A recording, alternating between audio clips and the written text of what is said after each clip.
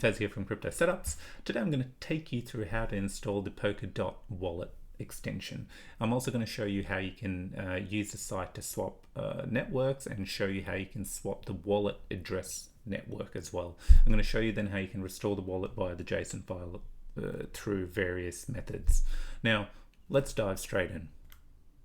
So, what you want to do is head to polkadot.js.org and go to the extension section, which will, when you click on it, bring you over here, and depending on your browser, download for Chrome, which I have done, and I'm going to add the extension to Chrome.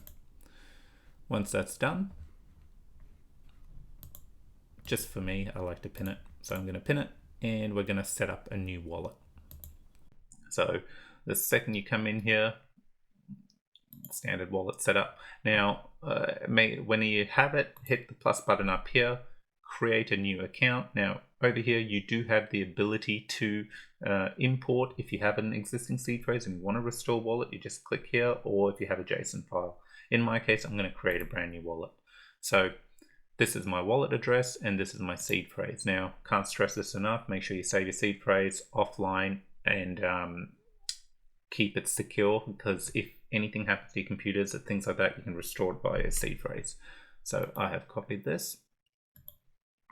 And the other thing is you want to do is name your wallet and give it a password. So I'll just get that done. Great. And there we go. Wallet created. It's that simple. Now, a few things over here is, if you would notice at the moment, this address has created it for, it allows use for any of the chains. So this is a universal address that is compatible for all the Polkadot chains. You can create chain specific addresses if you were just going to be utilizing those chains. And some of the reasons people may do that is that the address, if it's for Bifrost, it's specific to that, and you don't make the mistake of sending tokens to a chain to the wrong address. But in my case, I want to do a bit of testing around testnet, so I'm going to create a universal address that allows use on any chain. So that's great, and we leave it there. But to give you a bit more context, I can quickly switch it, and you can see in the background the address changes, and I can bring it back to my original address. So that is how you create your wallet. Now, the next thing you want to do, and this is where it's a little bit different, is you want to head over to the Polkadot App section. Now, this is kind of like your Etherscan / tracker, kind of. Just a simplified way of looking at it. So it'll prompt you, you accept it, and you can see that I'm now on the Explorer where it's showing blocks which is related to the Polkadot system. So a bit of two things you want to know is this is a tab over here where you can switch networks. Now, you noticed in the wallet that I showed you, only the main chains, some of the main chains were on there, but there's a ton more going on in the DOT ecosystem, and to be able to switch to those networks, you need to come to this site and then scroll down depending on if it's live or you want to pick something on Kasuma or some of the test nets. So you can then pick it and switch, but I'll come back to that in a moment. What I wanted to also show you is, let's go here, close this, and let's click on accounts. Now you can see that the second I have, because I've connected the wallet, it has now bought that extension wallet here. So if I had some DOT, I could send it and it would display my balance over here.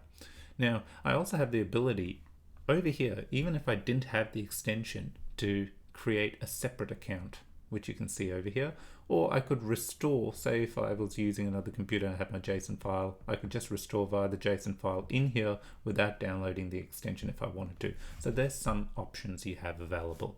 Now, let's just quickly review how you can switch your network, and it's as simple as clicking here. Now, if you recall, I said I wanted to do some testing on some testnet, so I'm going to scroll down and take a look at what testnet networks are here, and I was looking for Arctic, so I'll click on that.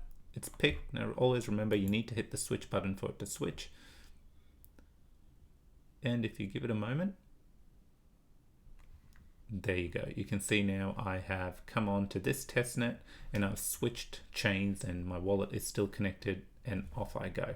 So I hope this has helped a little bit, because I know the dot ecosystem is a little bit different. If you're used to MetaMask and how connecting to all those kind of chains, the dot wallet is a little different.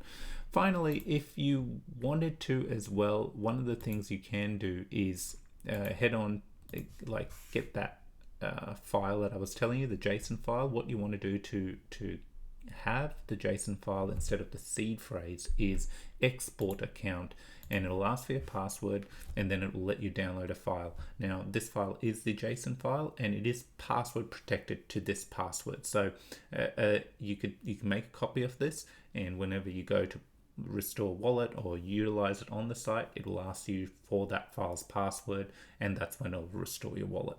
And it's just that simple. So I hope this tutorial has been educational. Now, obviously, in my scenario, I am on testnet, so you'd have to go to a faucet and follow that process to acquire those testnet tokens if you wanted to do a bunch of testing.